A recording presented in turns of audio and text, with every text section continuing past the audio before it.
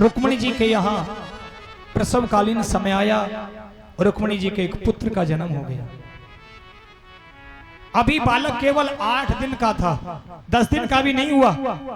और एक संबरासुर नामक दैत्य था, उसको श्राप था कि भगवान कृष्ण के जो पुत्र होगा वही उसकी मौत का कारण होगा, वही उसकी मौत का कारण बनेगा। ये इंतजार में था कि कृष्ण के कब पुत्र हो और कब मैं उसको मारूं।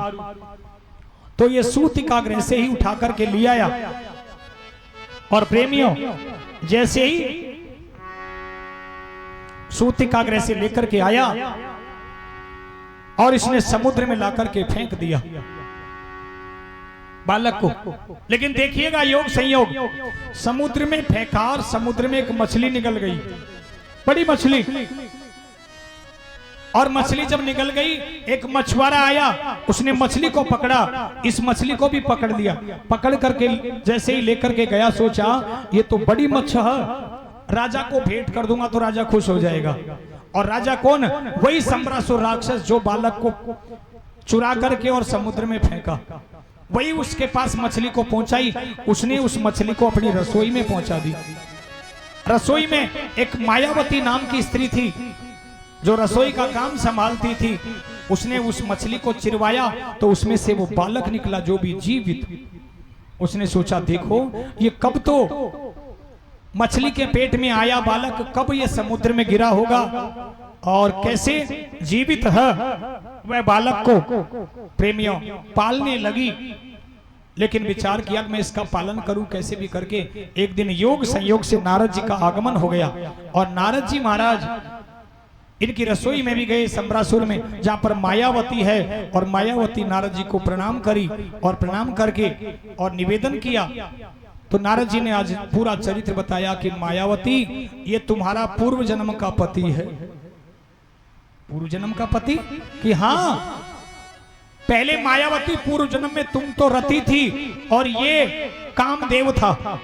भगवान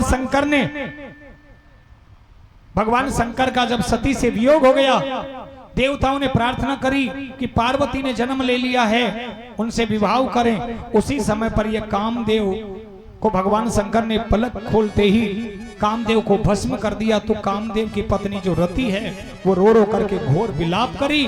तो भगवान शंकर को दया आई और कह दिया देवी तुम्हें तुम्हारा पति मिल जाएगा, लेकिन कब मिलेगा? द्वापर में मिलेगा और भगवान कृष्ण के पुत्र के रूप में मिलेगा। यही कामदेव भगवान शंकर के कोप से जले थे कामदेव। अब इन्होंने रुक्मिणी के यहाँ पर जन्म ले लिया। ये प्रद्युम्न नाम से है और ये तुम्हारा जो स्वामी है संबरासुर, यही इसको मायावती चुरा करके लाया है, समुद्र में फेंका जहां से मछली ने निकला और तुम्हारे पास आया है। नारद जी इतना समझा करके चले गए और प्रेमी मायावती उस बालक को पालने लगी। लेकिन ये तो भगवान का दिव्य अंश था, जल्दी ही जवान हो गया।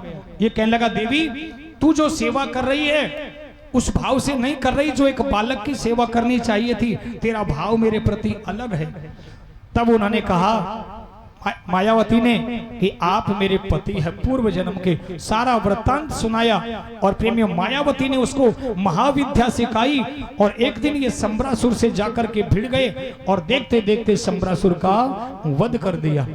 संबरासुर मारा गया और प्रेमियों प्रद्युम्न जी महाराज को लेकर के मायावती आकाश मार्ग से द्वारका पहुंची और सांवरे बिहारी के पास पहुंचे। नारद जी ने सारा अवगत कराया, तब जाकर के और सांवरे बिहारी बड़े आनंदित हुए।